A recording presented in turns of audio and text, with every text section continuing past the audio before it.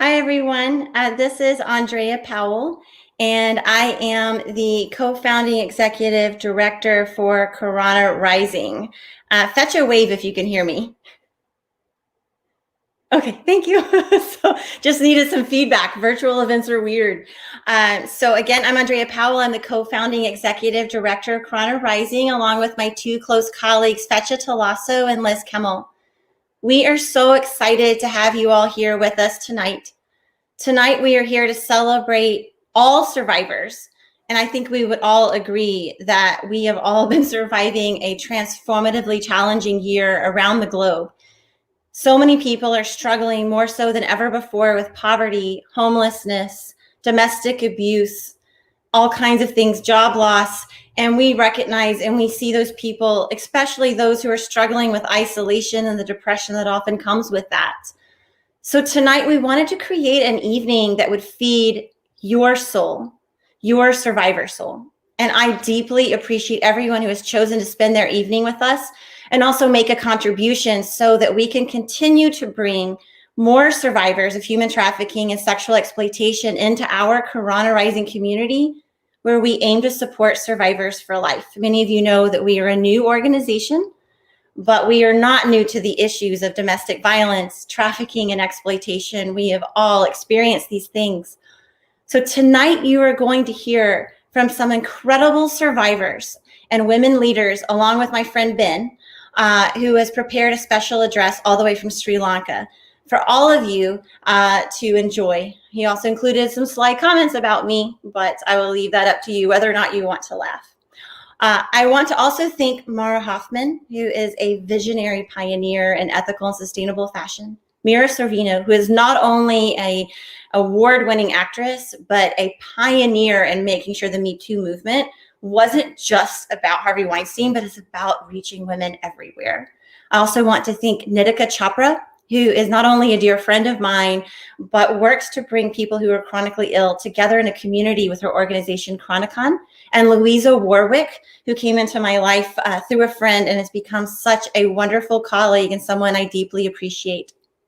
I also wanted to thank, of course, my friend Ben for his wisdom and unwavering support in his work and this work that we do together, which can be both beautiful and hard. And I want to thank my colleagues, Ashley and Tutu and Fetcha and Tanya. Thank you so much for believing in this vision and helping craft and create what is Karana Rising today. I also want to thank our incredible sponsors for offering their contributions toward our raffle. Typically, people thank the sponsors at the end, but in case any of you are virtually thinking of cutting out early, I wanted to make sure you heard it, and I figured you're not going to cut out early because you want to hear from Ashley, so I've got the stage. But I wanted to say that for many of these small businesses, you know, it's really tough times, and so for these small, sustainable, and ethical businesses to come together and support us is beautiful. Maven Women, founded by my dear friend Rebecca Ballard, is a modern, sustainable, and ethical fashion brand for women who want to look good and feel good about wearing their values. Chocolate Shoes embodies comfort, high quality artisanal design inspired by the country of Turkey, and they value their employees' dignity and respect. Donna Forte means strong woman, and they believe that strong, confident women are more interested in developing their personal style than following trend. And they believe that their clothing should be sourced from ethical places where everyone involved in the creation is treated with dignity. Gypsy Souls, which I love that name, its mission is to create sustainable and kind clothing for the modern nomad, and they are ethically manufactured and hand-dyed in LA. Able is a brand challenging the culture of fashion by creating transformative opportunities for women. And finally, but not least, Mekla is a modern, ethically made clothing brand designed and sewn in Denver. They align themselves with the values of no waste efforts and ethically sourced materials, and they support refugees by teaching them sewing skills through their nonprofit, We Made This. And finally, again, I want to thank all of you for joining us this evening. And now I want to introduce to you Ashley Lowe, who is my colleague at Karana Rising and our Advocacy Lab associate. Ashley has a fierce heart of gold, and she's always ready to give to survivors, even when herself is struggling with a cup not totally full. Ashley is a survivor leader whose work has been featured in Al Jazeera, The Washington Post, and The Guardian. Ashley has advocated for the Sex Trafficking of Minors Prevention Act in the District of Columbia and for the Justice Victims of Trafficking Act, and has shared her story before the Senate Judiciary Committee and the District of Columbia City Council. She is a contributing author to the I Am Jasmine Strong campaign at Freedom Forward and to the UNITAS Prevention Education Series. She is also a proud mother of 4, a badass poet, and an amazing woman who is now my co-trainer for law enforcement, both locally and nationally. Ashley, girl, take it away. Hi, everybody. I kind of wrote down what I was going to say, so you guys have to bear with me a little bit. But again, hello, everyone. Thank you for joining me this evening to celebrate survivors of human trafficking. Again, my name is Ashley Lowe, and I'm an advocacy lab associate and mother of 4, college student as well. Did you notice how I said survivor? That is because I am proud of being a survivor. All of us have been through something. All of us are struggling in our own ways too. That means you are survivors too. Yes, Karana Rising is a community of survivors of human trafficking and sexual assault and exploitation. Yet tonight we are talking about how we all survive human trafficking. A few years ago, if you had asked me how I saw myself in 5 years, I would have said I don't.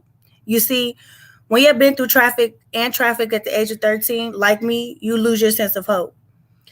That is where the real danger of not surviving comes in.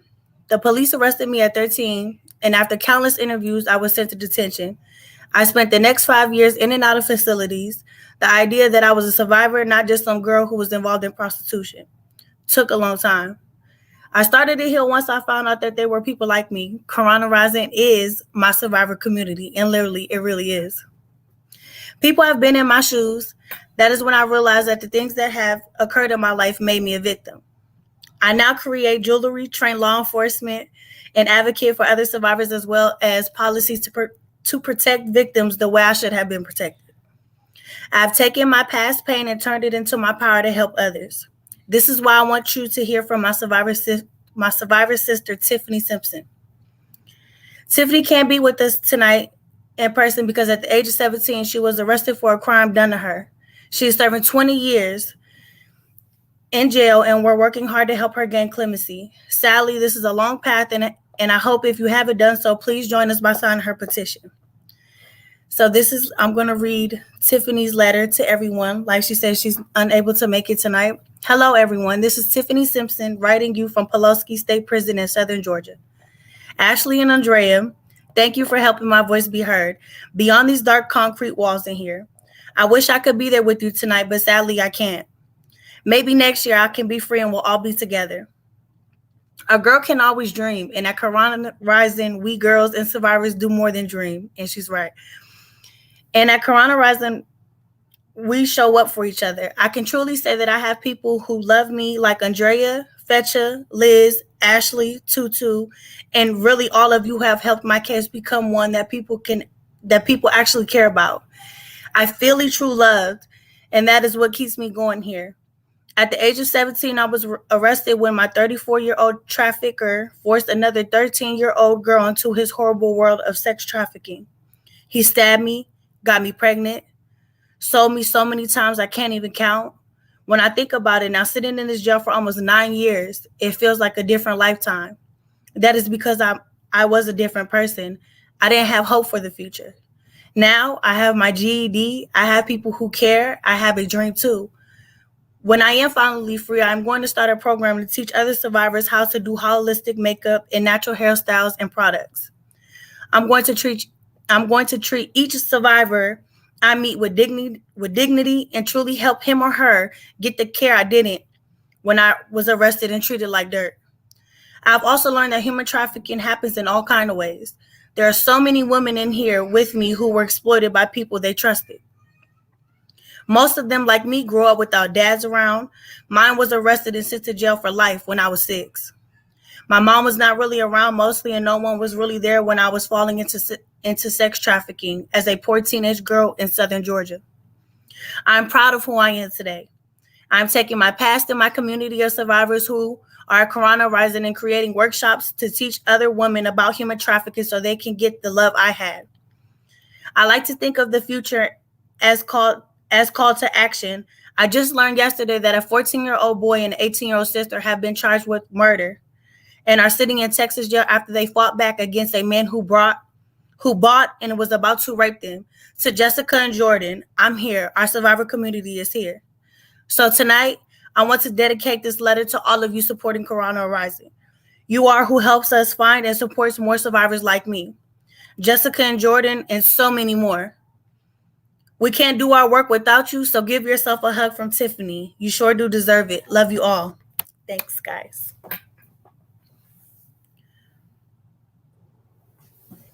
Hi, Ashley. Thank you so much. So we are waiting for Mira Sorvino to dial in. She's been traveling the globe filming a movie, so she had some time zone confusion.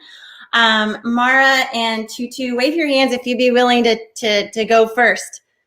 I see hands. All right, so I'm going to do a little introduction, and then you guys can join in. I want to start with Tutu, who is a survivor, leader, and active transgender advocate using her lived experience to advocate for the rights of survivors worldwide.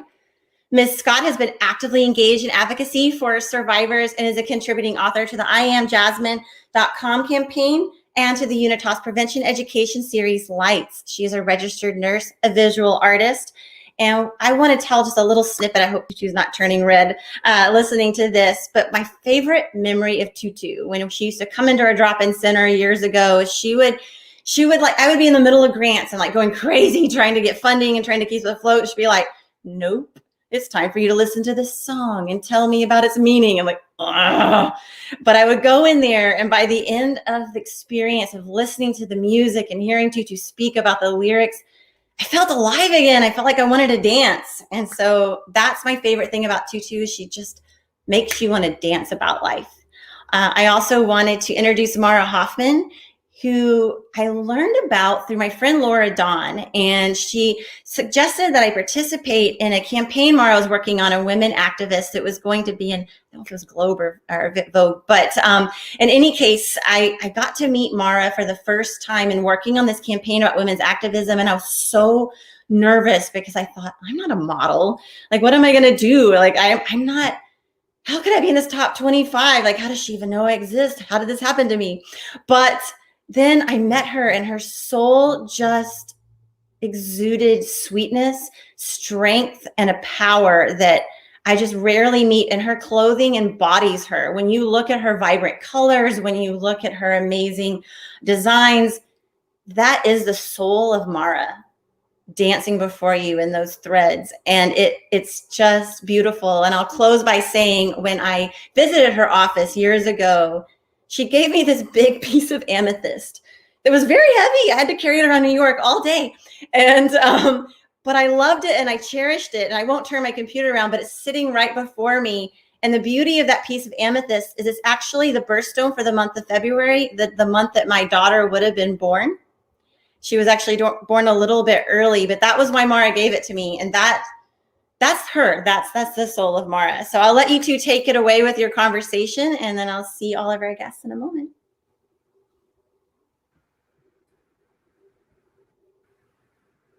Thank you, Andrea, so much. I don't see Tutu. Is she here? Do you see? Oh, I think you're muted. Yes, you're right. Sorry about that. I was muting myself thinking Tutu was on. I don't see Tutu. You know what? I want to make sure that she gets to join, but I know that we're all adjusting to the virtual world. I don't think she's on. So you know what I'm thinking? Ashley, raise your hand if you'd be willing to ask Mara the same questions. Ashley's raising hand. All right, thank you. All right, so we're rolling with the flow. That's what we do at Karana Rising. What does a survivor mean to you? Or I'm sorry, what does being a survivor mean to you? Well, first of all, I just want to say thank you so much. All of you, really thank you. And listening to open up this evening is so inspiring, and I feel so inspired by the incredible tenacity and heart and spirit of all of the women that are a part of this. And I feel very humbled to even be here with you. So first and foremost, thank you so much. When I think about survival, I think about perseverance. I think about the choice to show up, like making that conscious choice and deciding each day that you're going to show up for it, regardless of what it is. Coming to a trust that the pain and the struggle is temporary, and really honing in on that belief that there is no permanence. And so with that knowing, things can decrease in their intensity sometimes, knowing that like it will change, it will pass, and it will lead to something else. I think that the biggest part of this, and you touched a bit on this as well, is building a very deep and binding relationship with myself and actually learning how to love myself, which feels, even at this point at 43 years old, still a practice that I'm new at and continuing to try and get better at and learn, and have been having these revelations around it, really, that we're told by these outside sources to love ourselves. Love yourself, you got to love yourself. But really, these systems have been built to keep us from loving ourselves, especially women, and that it is this act that we need to learn, but it's never been easy, and it's never been something that I think from the beginning was set up for us to really do. And so I think it hasn't been set up for us, because when women really love themselves, they're so insanely powerful. But I think that that's the part of survival, is making those choices and each day choosing that I'm going to figure out how to do this a little bit more and stay the course. It's crazy that, to touch base on what you said, it's crazy that you said that, because actually I did a blog this month on self-love, and you kind of just touched on everything that I kind of talked about, and it takes time, but you'll definitely get through it. As far as the self-love, it took me a very long time. Yeah, and when you get little tastes of it, you're like, why has this been kept for so long? And I think for so many especially, it's like something that you get a little bit of it, and you're like, how do I have the fullness of this? Like, what would it mean to be in full love with yourself? It's a really big thing, bigger than we think. Of course. My second question is, how do you take your past to create and advance your future? Will you ask me that once more? I'm sorry. How do you take your past to create and advance your future? My past, or my Wi-Fi is off. My past, or my past? No, your past, like your past experience. Oh, sorry, it was probably my little. No, it's okay. You know what? I think a lot about the idea of not being afraid to reinvent yourself when you need to do that. And I know that, even speaking from a business perspective, that sometimes like you're so stuck in a story of who you think you are, or who the world thinks you are, or what you're supposed to be making or doing or saying or selling, or any of the parts of it. But then when you don't feel connected to those parts, you have to have the courage to decide that you're going to call yourself a different name. You're going to look different. You're going to say different things. You're going to be whatever you want in authenticity to what you're feeling, and let those pain points kind of lead you into that. And I think a lot about when taking the past and how that transforms into the future parts. I think about pain and what it does for us, and that it is really like the ultimate motivator or the catalyst to do something different. Like when we don't feel pain or discomfort, we kind of sit still.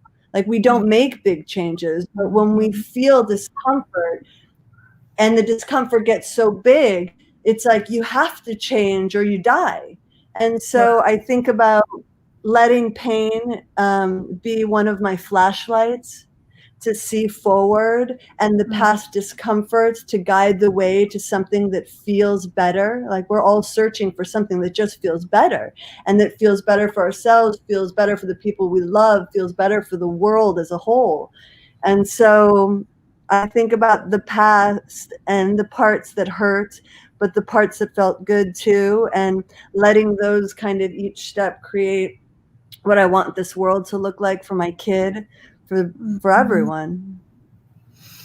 I have one more question, but I just want to say that was so powerful. And that really did touch me. And I was going to say thank you at the end, but I really feel like I have to thank you right now. Like, that was just so powerful to me. My third question is, what advice do you have for anyone who is emerging survivor of sexual assault or trafficking, and how to reclaim themselves and reach their dreams? Well, it's so big. And I can't say that I share the same experience, but I share the experience of being alive and being a woman and feeling pain and coming to these parts that we talked about of not being afraid to turn inward and to hold the painful parts with as much love and honoring as we hold the pretty parts. And to tell the parts and the voices that are crying and hurting that we love them absolutely as much. And I think about that, like, how do we turn back and love the dark parts as much as the world is loving our light parts? And so I would say, love all of the parts with your fullest heart. Girl, I love you. You're just touching me right now so much, for real. Like, I'm so honored and very grateful for you to be. I feel the same to be sitting here with you. No, for real, I really do mean that genuinely. Like, I don't know why, but I kind of got me a little emotional a little bit. But I am so grateful that I got the privilege to sit here and have this conversation with you. The privilege is mine. Thank you. No, thank you.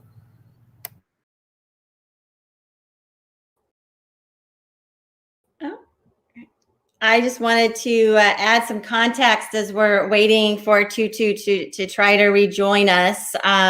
We're kind of moving things around a little bit because of different people's Wi-Fi connectivity, including my own.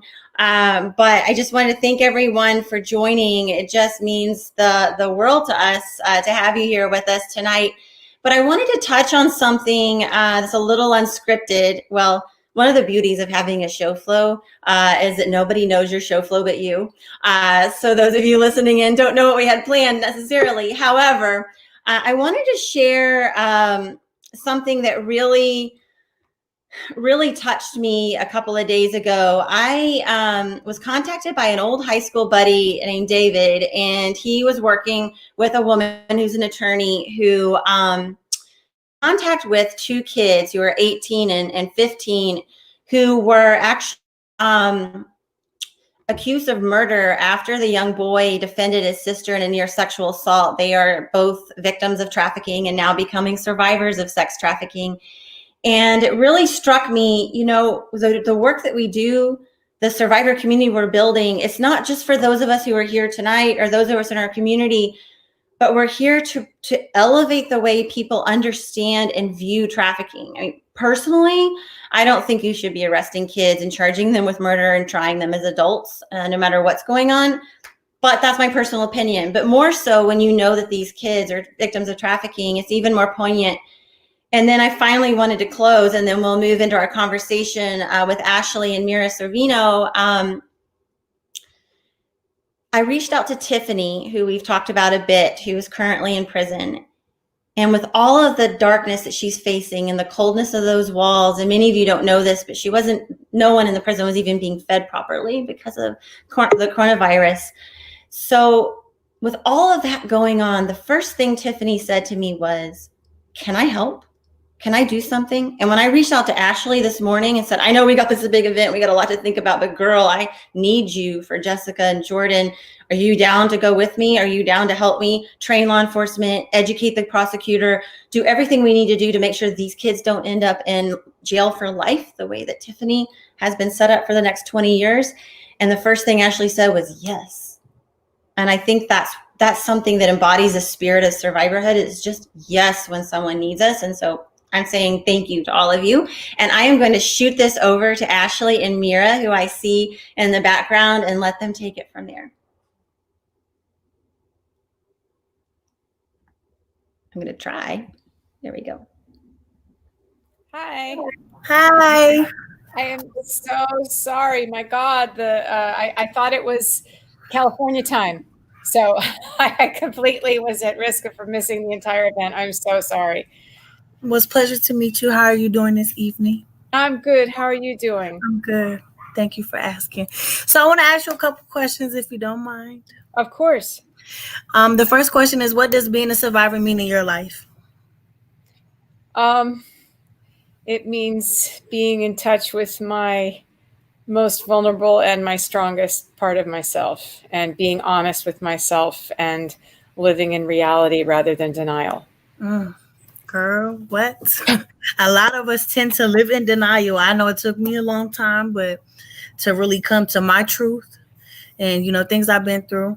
My second question I want to ask you is, how do you take your past to create and advance your future? Well, after the Harvey Weinstein information broke and I was public about the fact that he had sexually harassed me and assaulted me, but then I also was public later about having been date raped and assaulted a separate time, by two other individuals in my life.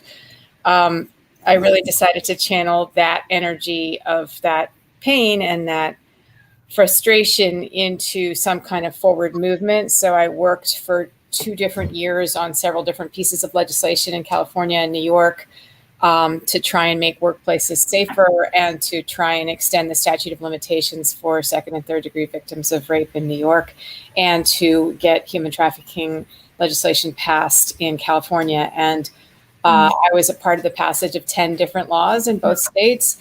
So that felt really good. And it felt like that, if something that had happened to me, that it spurred me on to be committed to changing the equation in these circumstances could benefit others, then I was turning trauma into some kind of triumph, or going from PTSD to post-traumatic growth.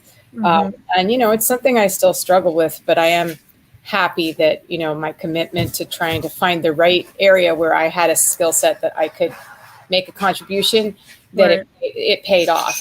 And also working with lots of other people. Like, you can't do it alone, Right. So many people out there who are passionately committed to change. And, to anyone out there who wants to start getting involved in change on a public level, like, what are you passionate about and what are you good at? Right. Making phone calls? Are you good at making public speeches? Are you good at writing letters? We drafted a letter that we got 1,000 signatures on and got Gavin Newsom to read, and it pressured him into enacting 3 of these bills that he was going to let just sort of die on the vine. So, just where do you fit in with what you love and what you know how to do? I can relate to you when you said that you helped pass a lot of bills. I was a part of one in 2015, I believe, the safe harbor law, saying no child under the age of 18 should they be charged with prostitution, because it happened to me. I was just a baby myself. So I just want to thank you for that. My last question is, what advice do you have for anyone who is emerging survivor of sexual assault or trafficking, and how to reclaim themselves and reach their dreams? Yeah. Well, first of all, I thank you for your being part of passing the safe harbor laws. That was one of the things when I first started working on human trafficking in America, in the United States, we had so few of those across the country. And you saw people routinely, and we're still seeing people routinely being punished for being victims of a crime, while the real perpetrators still walk free or get slaps on the wrist. So, obviously we still have a long way to go in that, but having the laws on the books starts the change, which is amazing. And thank you so much for doing that. Thank you too. Thank you. I appreciate it. So first of all, I think you need to reach out for help if the situation is in the immediate, and that help could be personal, could be people that you know, or it could be organizations that can point you towards more sort of professional help, whether you want to call the National Human Trafficking Hotline or something like the RAIN hotline, and you can say, this just happened to me, but I'm not sure what to do, and how do I seek people who can help me, resources to help heal me, or people to help rescue me, because sometimes people are still in the situation when they need the help, and that's very scary. But obviously organizations like Andrea's and others across the country are there waiting to help, but they need to be alerted to your situation. They need to know that you need that help. Right. And I think also just to give yourself love, to give yourself time to my grandmother, who had a really, really hard life, and she was the victim of domestic violence, a lot of domestic violence. And she eventually, Sorry to hear that. yeah, it's, these things have plagued humanity since the beginning of time, and the subject of violence in all aspects of their lives since forever. So it's kind of amazing that we're having these public right now and trying to make change. But she eventually ran away from my grandfather after he threw her into a bathtub, and she was, hemorrhaging, but he had beaten her for a long time. And she ended up, not having on paper a great life. Like if you looked at her, you would say, oh, but what did she achieve? Where was her fortune or fame or whatever? She was the most loving, wonderful, amazing person that everyone loved to be around. Everyone loved to go to her and take counsel with her and eat her food and visit her. Like, she was the most not alone old person you ever wanted to meet, because she had such love in her that she gave people. And one of the things that she said to me that I never forget is, well, there are two things. One is, we are reborn each morning. Each day we can define ourselves differently. Each day is a new chance for making that step towards being happier and freer. And it is possible. And some days I know it feels like we're never going to see the other side of it. Sometimes it feels like we just should give up. And that's the wrong side talking. Right. There's always something out there for us. There is going to be beauty, and there is going to be love, and there is going to be growth and self-worth. And then the other thing she said was, not every evil comes to destroy us. And some, that's sort of a parallel to the thing that people say, that which doesn't kill me makes me stronger. But it's sort of like, sometimes you can take that and you can turn it on its head. And like we're saying, you can become, a warrior for justice for others. And it sort of battle hardens you. It forms your character, your mettle, that you had the strength to deal with what you went through, and then you get to choose who you are. Yeah, it took me a while. I had to come out my shell. Yeah, but I love doing it. Like I tell people, not to cut you off or nothing, but my later near future, I want to have my own organization that deals with at-risk youth. And you can't change everybody. As long as it's one person, I'm cool with it just being one. Of course, I would love many others, but just one person, But I really do want to appreciate your time, and thank you so much for joining us. I mean, were you done? I'm sorry. Oh, no, I mean, whatever. I'm happy to talk for longer, because I realized I came kind of late to the program, and I meant to be here for the whole thing. And, I just had the wrong time zone. I thought that it was out here. So I thought it was going to be later. I'm so sorry. But yeah, I mean, I think what we want to keep doing is putting that human face to these experiences that young girls and boys and trans and non-binary people and LGBTQ, like what they're living, because I think larger society does not really understand or chooses to turn a blind eye to it. And I think we need to keep being out there with the sharing of what's going on. And we have to keep trying to create resources for people to heal and people to thrive, not only to heal, but to thrive. Survivor is almost not enough of a word. It's got to be beyond that, to thriving, to sort of really, really living life fully and not being just defined by what happened to us, Go ahead. I'm sorry. Go ahead. No, you go ahead. I was going to say the main problem I think that we have in today's time, and that, when I speak to Metropolitan Police Department on their trainings, I feel like the biggest problem that we have in a lot of communities is the resources. I kind of feel like a lot of people just judge a book off its cover, or they just go into things just head on, you know what I mean? But I feel like, and I agree with you 100%. It's all about resources, or having a find of community of people for, support and things like that. But I feel like a big problem in a lot of communities is resources. Yeah, I agree. But at least you are training people. At least you are making them aware. I'm trying to.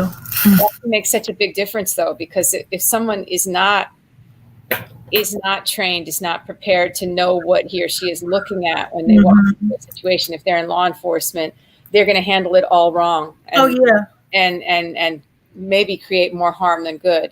But if they actually understand from a survivor-led perspective what needs to happen, then it's going to be a much more positive prognosis for what can be the outcome of the interaction and the intervention, let's say. What would you say are the number one priorities for this country that we need to change?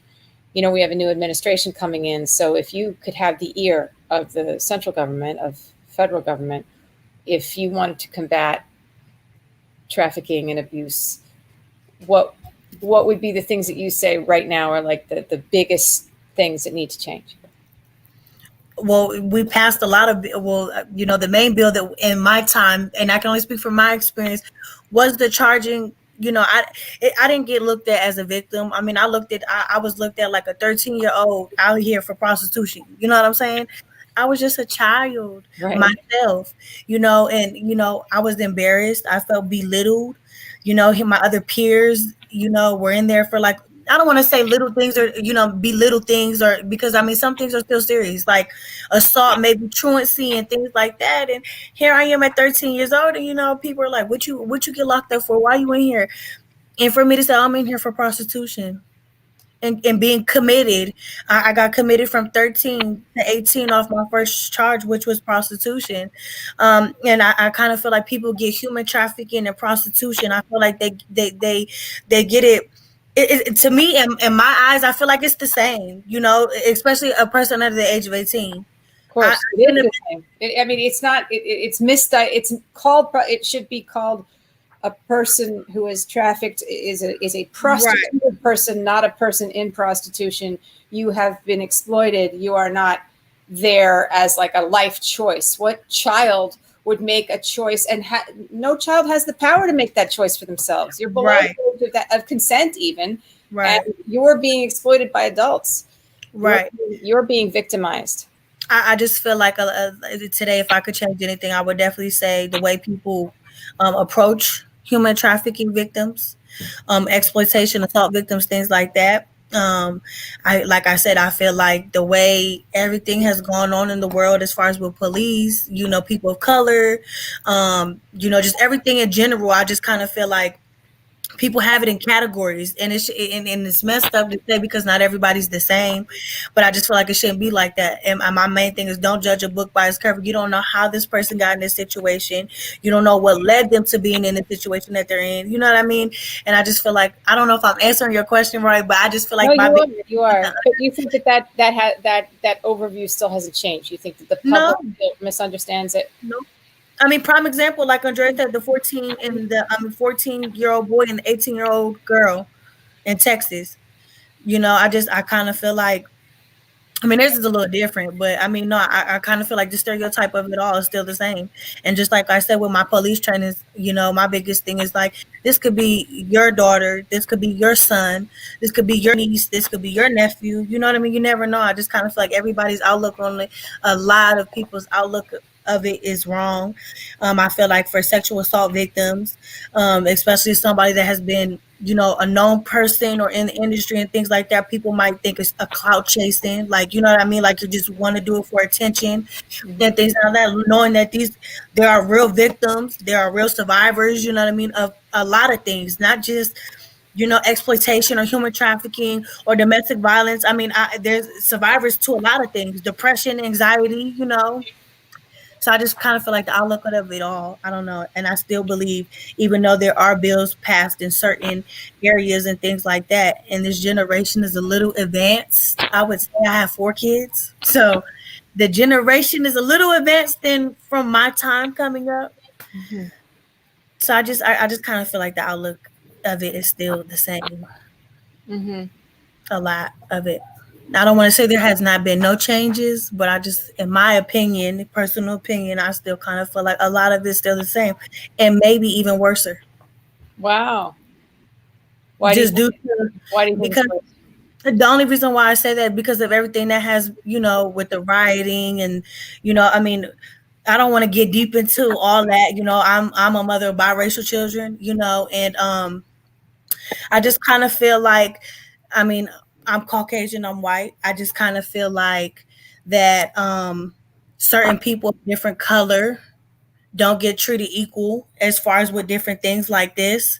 They might, and I don't want to get into it too deep. I just feel like some people, especially with law enforcement and everything that has been going around in the world, is, as far as with police and, brutality against colored people and different nationalities. I just kind of feel like in today's time, a lot of things are messed up. I honestly believe that. And I don't want to say I want to be firm on it, but I just kind of feel like right now, if you asked me that maybe like a year ago, maybe 2 years ago, my outlook probably would have been a little different. Mm-hmm. But now with everything that has happened, coronavirus, a lot of the police brutality, people are starting to come out with different stories of different things. So I don't know. I don't know. Maybe this was a year where everything had to come to the surface, and then maybe we can start cleaning it up. Maybe we just were hiding it. It was there, but we were hiding it, and now it's out. And now maybe we can make progress. But yeah, everybody fair, but people don't do that. And I feel like, I guess if I could change that, that's what it would be. Should treat people equal, not how they look or things that they've been through. Just treat everybody equal. I mean, I'm a firm person of the golden rule, but I don't want to take up a lot of time, you guys. You've done great. Thank you so much. I feel thank you for joining us. I really do appreciate it. You're a powerful voice, and thank you. You should be amplified so that people can understand. Mira, thank you so much. You are just, I'm so lucky to have you as a part of our community in combating trafficking, and just always admired your work. And I don't know if you know this, but way back when the human trafficking movie came out, me and my intern, Nancy, that's all that we were at the time, is me and an intern named Nancy, we figured out how to rip clips from the movie, and we used those to train law enforcement. Yeah, I had heard that from other people too. In other countries, they use the movie Human Trafficking as a training video, which is awesome. It was hard to steal those clips. You guys did a really great job trying to stop us, so we got them, and then we would use them, and it really helped. But now we have so many amazing survivors coming forward, speaking as colleagues, as advocates. But at the time that you did that film, we didn't have that. So thank you so much, Mira. I appreciate you, and I hope you can stay. If not, I understand we've all got kids and lives and all of that good stuff. And I'm on the West Coast too, so sometimes I confuse my own. That's why I thought, because I knew you were on the West Coast, so I thought this was happening in California at time. And I'm, kind of is. I'm in California, but it's a different time. I understand. But I wanted to take a transition and introduce Tutu, who I hope is here. Yep, there she is. And I wanted to also introduce, who I already read her bio, but I also wanted to introduce Nedika Chopra, who is a dear friend of mine. We are part of a social activism community that sounds like a cult if we describe it, so I just won't. But Nedika amazes me. She has the most beautiful energy and spirit. When someone walks in the room and it's like sunshine just totally goes around everyone, and there's this warmth and this light. That is Nitika, and it's amazing because she's survived so much with her very body of attacking her, and she's learned to lean into her heart and actually heal herself from the inside out. And now she's taking that to help other people who experience chronic illness so that they can have a community. And I actually, and I hope she's not offended by this, but I actually see what she's doing at Chronicon to be really similar to what we're doing at Karana Rising, because she's actually building community and building resources and networks so that people who are chronically ill don't feel alone, can continue to thrive and actually feel okay when they need to nest and when they truly need to heal. So without further ado, Ashley and Nitika, take it away. And Tutu and Ashley, Tutu and Nitika, take it away. And also, Tutu, I know you're having some tech issues. And if that continues, I will step in, but I hope it's going to be you because you're way cooler than me. Hi, Nitika. How are you? Hi, Tutu. It's such an honor to meet you.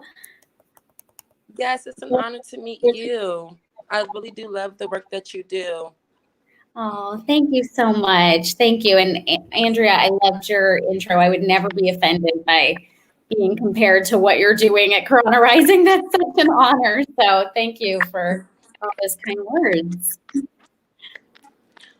Yes. Well, what kind of Andrea kind of explained to me a little bit like what inspired you to start your business, but I really am interested into it. I really love it because of course we know this event is about survivors, and like I was saying, it's different types of survivors.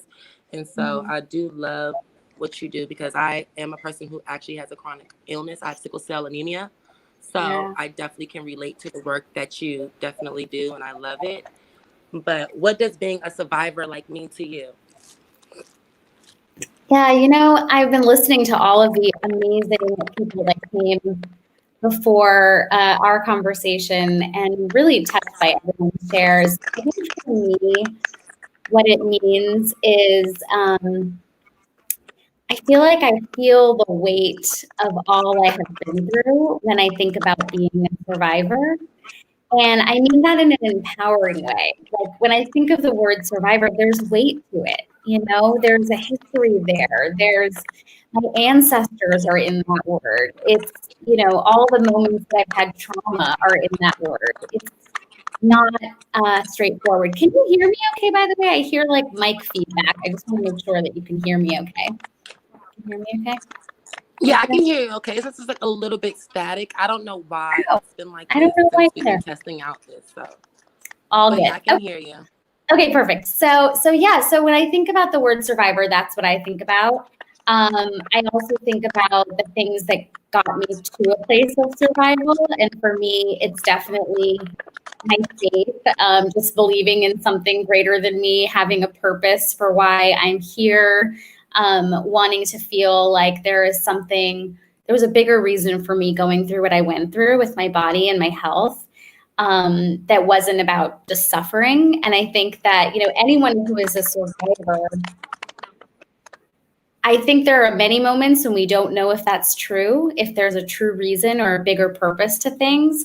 But I think in the moments when we're able to pull ourselves out of what's happening, it's that had me be able to survive. I don't think I would have survived.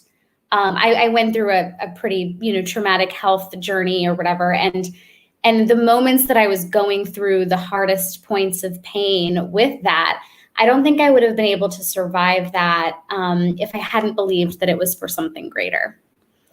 So I don't know if we lost Tutu. Are you there? No, my camera is. Hold on. Okay.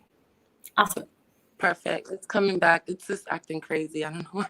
It's all good. It's 2020. So yeah. So that's what I think of when I think of survival is really just just thinking of all the things that got me to be able to survive. I definitely can agree. I definitely feel like being a survivor to me means is basically like just whatever situation that you're in, regardless of what the circumstances are, just really just staying true to yourself and knowing like, what your dreams and your goals are and just not letting that defer you from your path and just not giving up. That's just the main thing. No matter what's going on, continue to push through and just stay true to yourself and not let your current situation control you and what you do on an everyday basis. So that's what a survivor means to me. And I definitely love what you said. But what do you, how can I say it? I don't know how to put it. How do you define your survivorship? Yes, I don't know how I would define it. I think, for me, I think it's similar to what I just said about believing that there's something more, and I think that's the thing that got me to be able to survive. So I loved what Mara was saying earlier about self-love. I was reflecting on that a lot, and how she was sort of talking about how self-love, is often talked about in this really just sort of basic way. Those weren't her words. That's my interpretation of it. But, this really one-dimensional way. And what I learned through going through my health journey, and what I'm sure so many people who are dealing, with the conversation we're having tonight have felt before, is it's not this like grandiose, like all of a sudden I've decided I'm going to survive something and then, ta-da, I'm here. It's like not even close. It's like every single day, especially when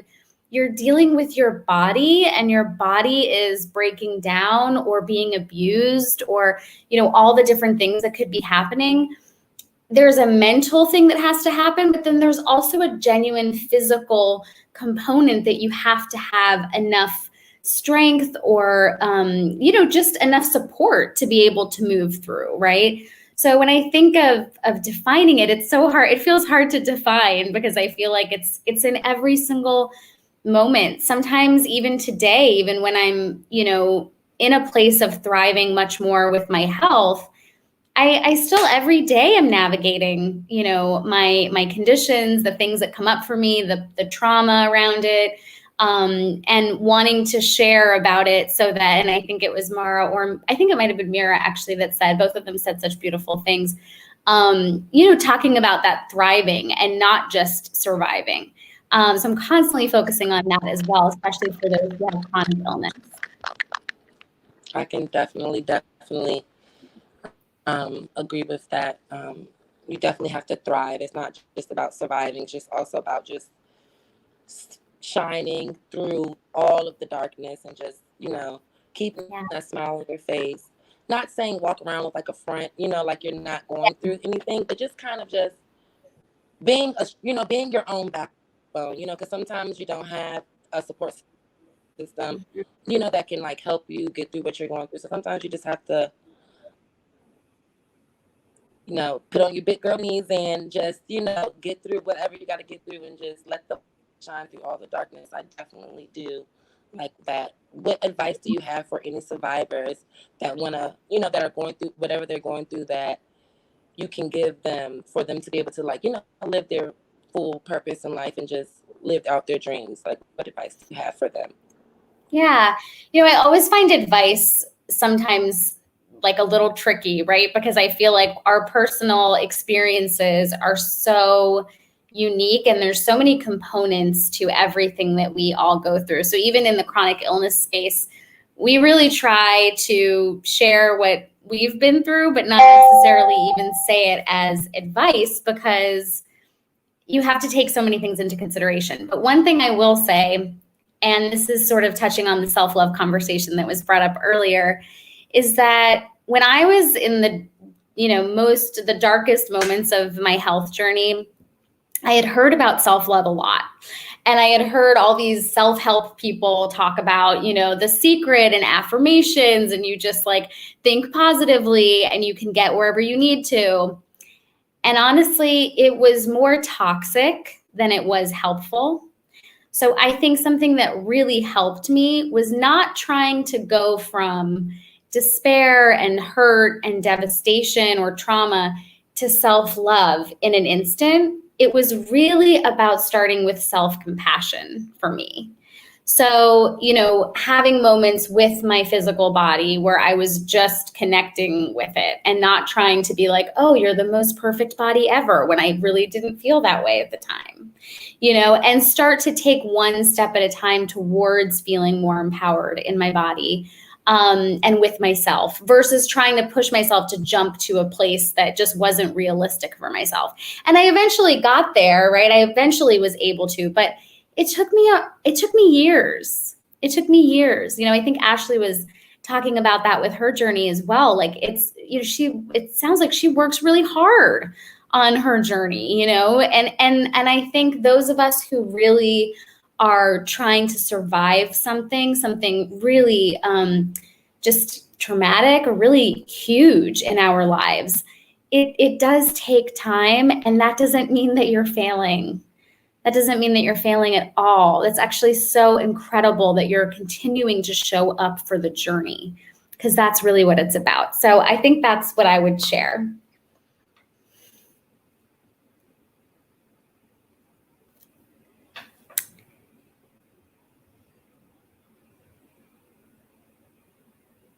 Nitika. Nitika, yeah. Hi. Sorry. Yeah, I hear you now. Yeah, I know she can hear me. I definitely do agree with self-love and self-compassion. I got to hear a little bit of my girl Ashley talking, and we talk every day, you know, and we went our journeys together, you know, a little bit once I met her.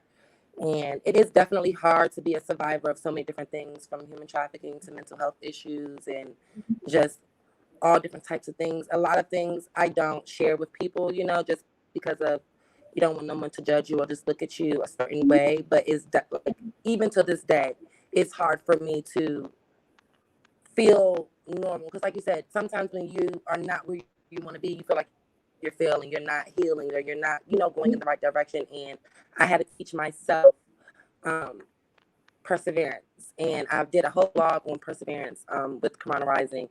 And that's something that's very big to me. I feel if you don't have patience, whatever journey that you're going through is going to be a tough road, because you're going to be so antsy. You're going to be so antsy to get to the end, you know, and it's just like things take time. Healing takes time. And sometimes you might have to heal with yourself first before you can heal with other people. And I've learned that it's okay to take time for yourself and be alone and, you know, exclude yourself from people, because I do that all the time. I call it my R&R. So I definitely do. I love definitely that. agree with you. And I definitely do love the work that you do. I would love to get into more detail of your work and what you do. I've been looking at your page, but definitely want to stay connected after this. I would love that. I would really love that. And I also really just want to commend you for even realizing, you know, even the fact that you realized that, oh, you know what, I need to protect my spirit. I need to make sure that, like, while I'm going through this thing, I keep it to myself. I call my girl Ashley because she's got my back. I talk to someone at Karana Rising, and then, like, I'm good. I'm not going to be telling everybody about my journey just yet, because it's mine and I'm still healing. Honestly, that, like, pumps me up and gets me excited, because I feel like that is the journey. Like, even the fact that you were able to know that for yourself, that shows me and anyone who's listening that you're listening to yourself, you're listening to your heart. And that's all that this is about, you know? So I don't know, I just got excited. So that's awesome. Yes, no, I get excited every time I feel myself take a little bit of a step closer to where I want to be or where I see myself. It definitely is hard. Last night I had a breakdown and just cried, and I was in the bed with my cat, and I asked my cat, I said, why am I crying, girl? And she said, meow, and just walked off. And I'm like, girl, I don't even know neither. And I just took myself to bed. But I feel like our journeys never end. They're just here for the long haul. It just depends on how we interpret our own journey. So definitely. That's awesome.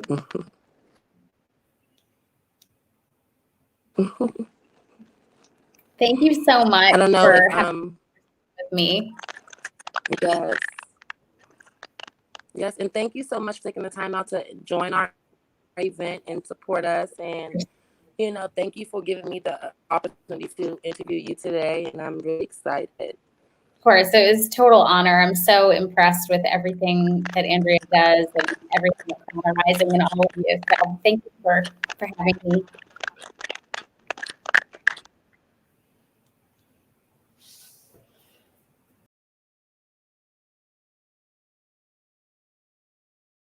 So one of the beauties of StreamYard, which is the application we're using to stream this to you, is we have a little green room and I can see everyone. And Tutu, when you mentioned your cat, you killed Tanya.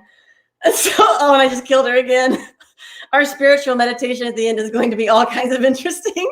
So, but I wanted to take a moment to introduce a video that my friend Ben Skinner, as I mentioned, has made. He's in Sri Lanka with his lovely wife, Shama, and his two sweet little ones, Isla and Alex. So he couldn't join us because of time zones and being a new dad. But I've known Ben for a very long time, and he's one of the leaders in the field, and he's one of those leaders that leads on the long con, I call him. So he investigates supply chain misuse and abuse and roots out trafficking at its source in Malaysia, Bangladesh. He really gets in deep and makes sure that companies and governments are held accountable. I think his book, A Crime So Monstrous, is the best book on modern day slavery there is. Again, A Crime So Monstrous, in case you want to Google that and order it. But he is a phenomenal person. He's one of my very best friends and a total stinker. So with that, we will play his video.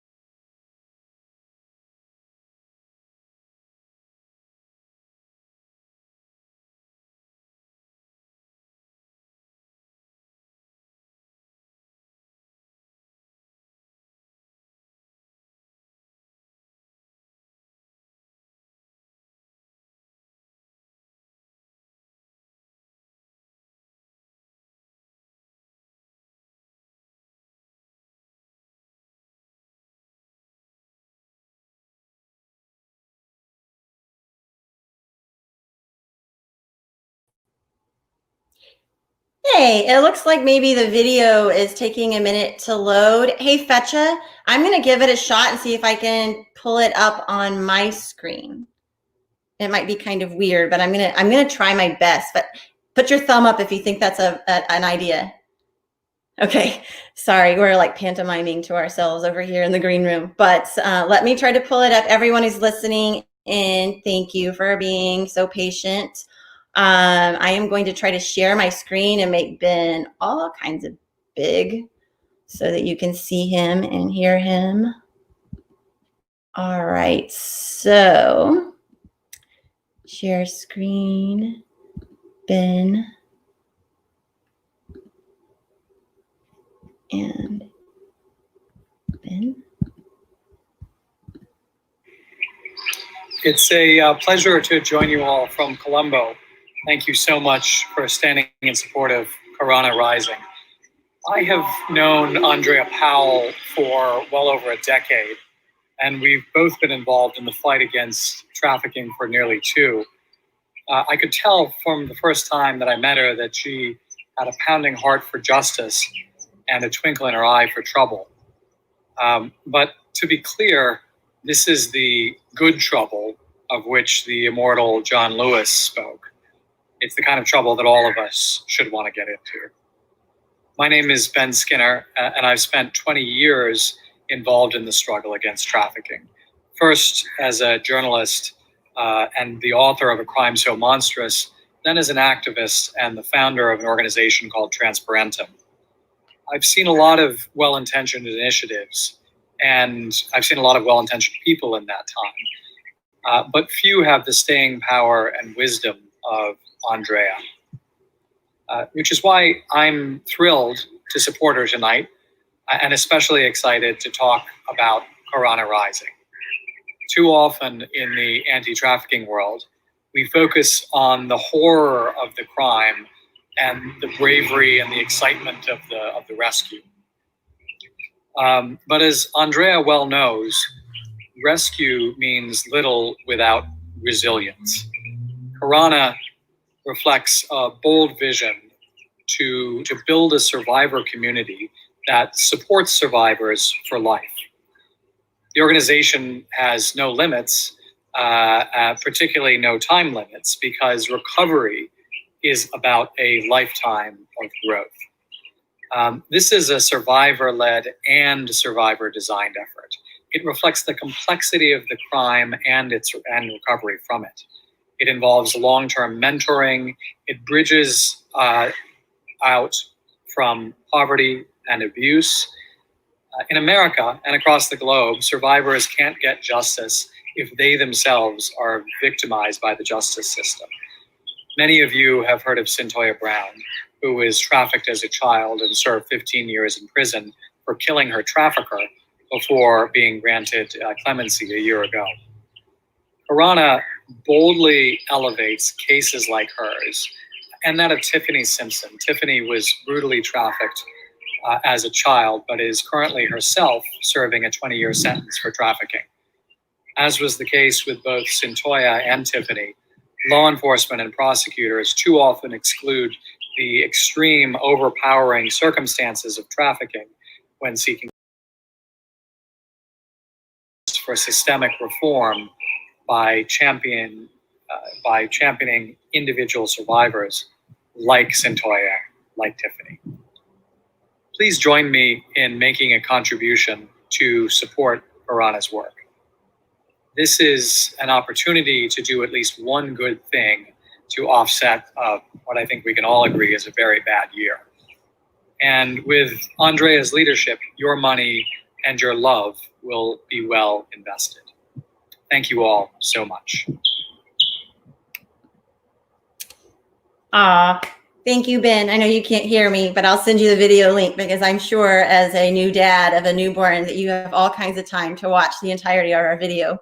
I'm really honored that he was able to do that for Karana Rising. And what he said is true. And something I've been thinking about is we talk about protecting kids from trafficking. We talk about not arresting kids for the crimes of prostitution and solicitation. And many of us in this room have either had that experience or know someone who's had that experience. But what I want to think about now is how do we actually dig deeper into actually preventing that? And how do we dig deeper into really understanding what are the root causes?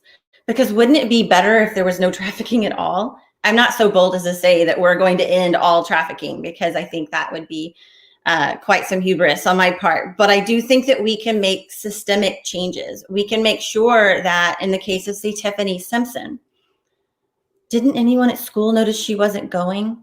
Didn't anyone see her out on the streets? Didn't anyone see her, stuck with a man who was over twice her age?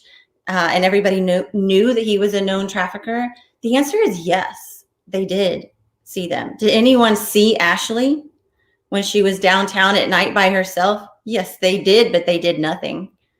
Did anyone see Tutu in her situation and her struggle and what she was going through?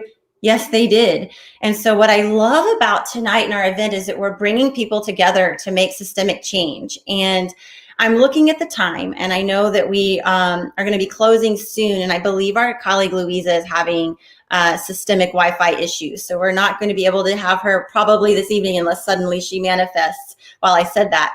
But I wanted to say that part of our evening tonight was also to highlight the beauty that survivors can create in their hearts and their minds, but also in their artisan work. So we all at Karana Rising make our own handcrafted jewelry, body products, and so many other amazing things. And I wanted to see if my colleague Fetcha wanted to share just a quick moment about our design lab, and then I will bring us back so I can introduce Tanya and have our spiritual meditation before we close the evening. And Fetcha doesn't want to do that. So she's really great at photography, but she's super shy when it comes to videos. So Fetcha so actually her name is Talasso Fetcha. And I'll tell you a funny story. I've known her for years, and I was at an event for our previous organization, and a friend came up to me and said, "I love Talasso's jewelry." And I said, "Who?" They're like, "Talasso." And I was like, I don't know who that is. And they pointed to Fetcha, and I was like, "That's Fetcha." And like, "No, it's Talasso." And I was like, "No, it's Fetcha." No, it's Talasso. And this went on for a little bit.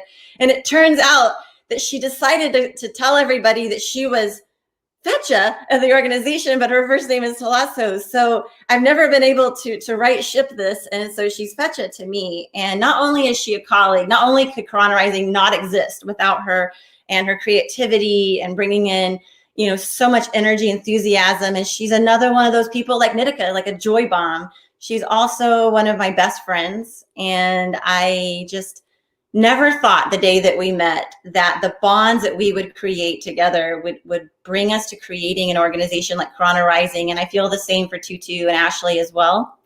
But I wanted you all to know that we'll be sending out a follow-up email, but you can check out our artisan work at karanarising.com/shop.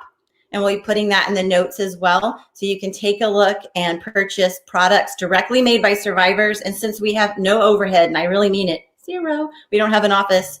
Why would we? It's COVID. But so since we have zero overhead, 100% of anything you donate and anything that you purchase goes directly to that individual artist. I also wanted to note before I transition over to Tanya, is that a dear friend who I met years ago reached out recently and said that he has been waiting, but he is currently in a place of privilege and he would like to contribute up to $25,000 for every dollar that we raise through the rest of the holiday season. So we could actually get $50,000. And we are such a small organization that would make a huge impact. That would be about half of our budget. And it would just we would be able to reach so many more survivors. So all of you who've joined us tonight, you've given, you've contributed. But if you don't mind sharing that campaign when we send it out to you tomorrow, we'd be so appreciative of anything that you can do to help us promote the word for Doug's Matching Gift campaign. And now I want to introduce Tanya Turner. Let me tell you about Tanya. Tanya, try not to start laughing. No, you're already gone. So Tanya has, as you can see, the most infectious smile. She is the director of training and education at UNITAS, where I also am a member of staff, where I am the director of survivor and youth engagement. We all wear many hats. As my colleague Lamont says, it's the gig economy. But Tanya brings such a wealth of knowledge. And when I say she's spiritual, I mean it for how she exudes and expresses her life, but I also mean that when you're sitting next to Tanya, she can see straight into your soul and you can't hide anything. Sometimes she's like, girl, are you doing okay? And I'm like, yeah, why? And then I realize, oh, I'm actually having a bad, Tanya knew I was having a bad day before I was having a bad day. How does she do that? Or she'll come in and be like, oh my gosh, you're so full of energy. Did you have any caffeine? I'm like, no. She's like, you did. Tanya can just read you, and she uses that gift to create content with us at UNITAS to reach kids before traffickers do. And she uses it to bring the heart and the soul to our organization, UNITAS. And I've seen how she cares for so many people, her friends, her family, her dad, who may or may not have created the art behind her. Yes. And so it's just an honor to have Tanya join us. And just an honor to have her give us this moment of spiritual meditation for all of us who are surviving so many things. So I will take it away, Tanya. Andrea, my love. Wow. Thank you for that. And for me, this is very personal.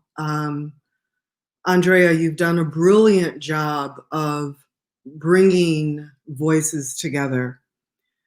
And it is so important to bring voices together at this point in time. We are in a state in our country where, voices are unheard, voices are not seen, people are not seen. And the beauty of the kaleidoscope of who we are as human beings is totally missed. So I thank you for bringing us together this evening. You all, when I was listening to everyone talk about what survivorship means or what it is to be a survivor, I believe that all of us can come into agreement that the vicissitudes of life don't escape any of us. And yes, it's uncomfortable. Yes, it's difficult. And quite frankly, it can be a numbing sensation at times. But this is the script of the living, and this is the journey that's called life. I often think of a quote by Audre Lorde. And for me, who primarily my responsibility in my church is with women. And I look to empower women. I look to stretch women, because I believe that there's too many of us in the past that are like the crabs in the barrels and trying to get on top, versus speaking life into each other and breathing when someone else has lost their breath.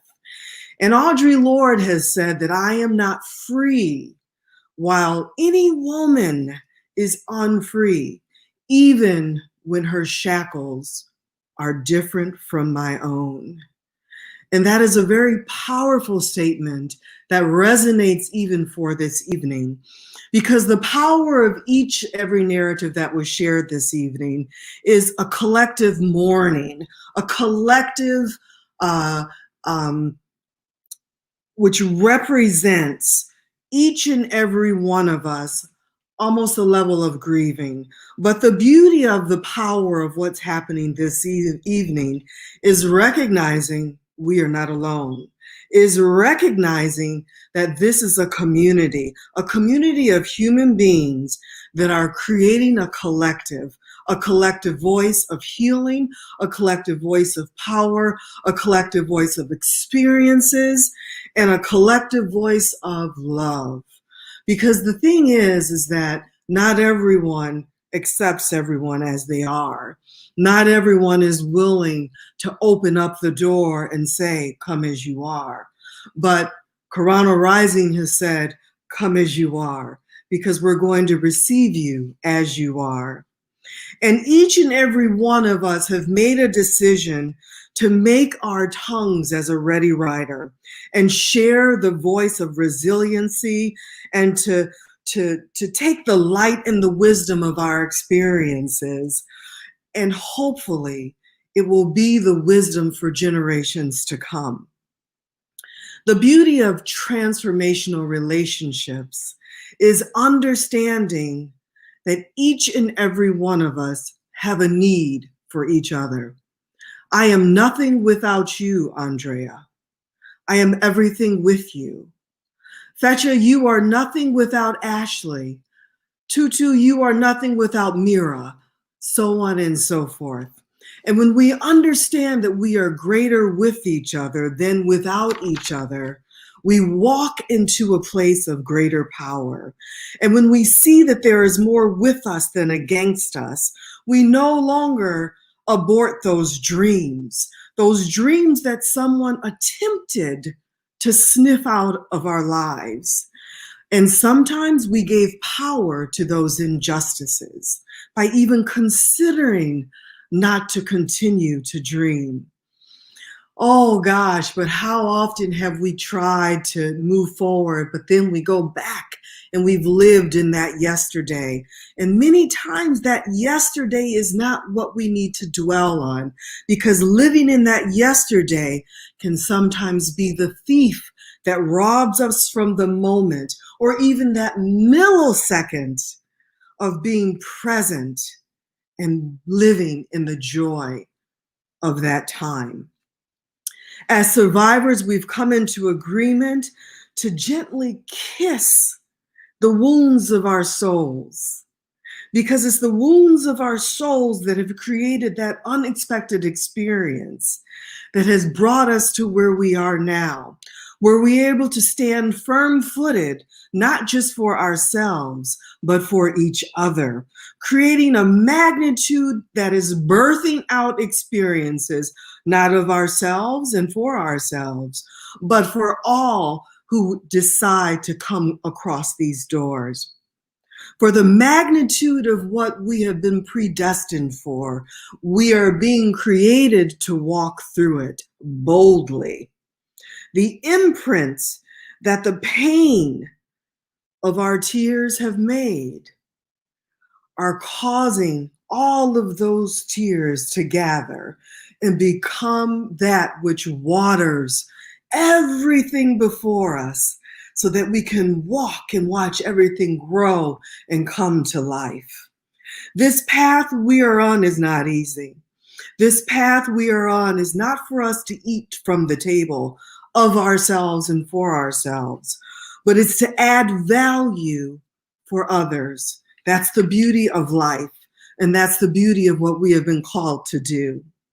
As survivors, our value is immeasurable. As survivors, it is time that we lean into our power. We lean into our light.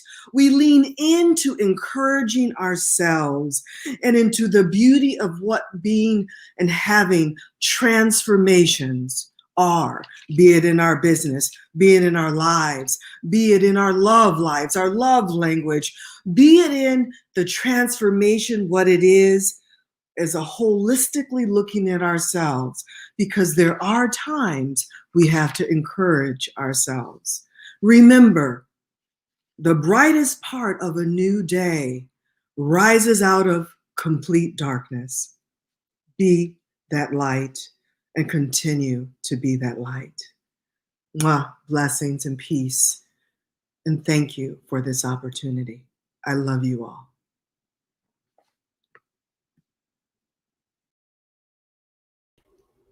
Thank you, Tanya. That was, as always, so beautiful and moving. And what I love about your meditation is it's a meditation with a little fire under you. It's just amazing, and I love it. And as we get ready to close for the evening, I wanted to thank again my sweet dear friend and colleague Fetcha, my inspirational friends and colleagues Tutu and Ashley. And I wanted to thank Mira for her strength and courage in what she shared. And I want to thank Mara for her wisdom and her courage. Nitika for your joy and your resilience in creating such a beautiful community. And to all of you tonight, while yes, this is a fundraiser, and yes, we needed to raise resources to pay and support survivors, the reality is we wanted tonight to also be not just from us, but for you. And we view you as part of our community, whether you're a volunteer, a contributor, no matter where you sit in this space, you are part of Karana Rising. And Karana Rising means dear one in Latin. And for a few of you know this, if you know me, my favorite book as a kid is The Blue Dolphins by Scott Odell. And it's about a girl named Karana who was abandoned as a girl on an island for 19 years. And she learned to build a house. She learned to fight wild dogs. She learned to survive and be joyful and find community in the woods by herself. And I always loved that story of resilience and strength and finding joy. And so that's how the name Karana Rising came to be. So with that, I will close in saying you are all dear to us. We are all in this together, no matter where you are in the journey. And we love you from Karana Rising. And we hope you have a truly blessed and joyful evening. You'll be hearing from us soon. But until then, good night and goodbye. And thank you so much.